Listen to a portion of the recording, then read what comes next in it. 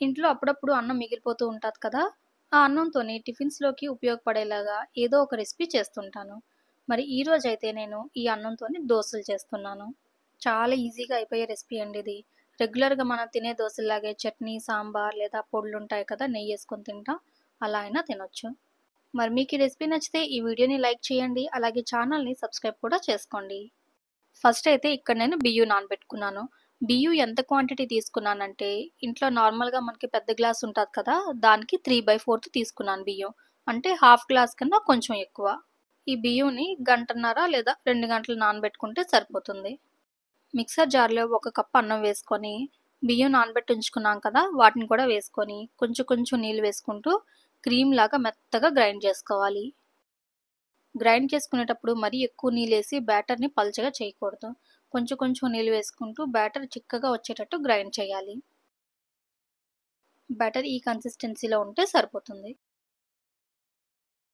ఇప్పుడు గ్రైండ్ చేసుకున్న బ్యాటర్‌లోని తగినంత ఉప్పు వేసుకొని ఒకసారి బాగా కలిపేయాలి. కలిపేసుకున్న తర్వాత మూత పెట్టేసి 20-30 మినిట్స్ వదిలేయాలి. 30 మినిట్స్ తర్వాత పిండిని ఒకసారి మళ్ళీ కలిపేసుకొని దోసలు వేసుకోవడమే. అయితే ఈ దోసలు వేసేటప్పుడు దోస పాన్ అనేది ఎక్కువగా వేడవ్వకూడదు. నార్మల్‌గా పప్పు, బియ్యంతో చేసుకునే దోసల పిండికి మనం ఎంతైతే హీట్ ఉండాలో దానికన్నా తక్కువ హీట్ ఉండాలి. దోస పాన్ కొంచెం వేడి ఎక్కువైనా గానీ, పిండి పాన్‌కి అంటకుండాను పైకి తేలిపోతూ ఉంటది.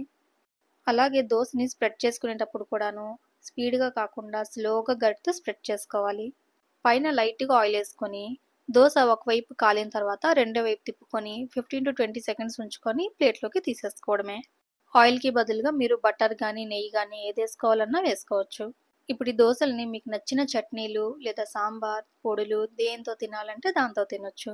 రెసిపీ చాలా సింపుల్‌గా ఉంది కదండీ! మరి మీకు నచ్చితే ఈ వీడియోని మీకు తెలిసిన వాళ్ళకి, మీ ఫ్రెండ్స్‌కి, మీ ఫ్యామిలీ మెంబర్స్‌కి షేర్ చేయండి. అలాగే మర్చిపోకుండా ఈ వీడియోని లైక్ చేసి ఈ ఛానల్‌ని సబ్స్క్రైబ్ చేసుకోండి. అలాగే నెక్స్ట్ వీడియోలో ఏ రెసిపీ చేయొచ్చు అనే మీ ఒపీనియన్‌ని కామెంట్స్‌లో చెప్పండి.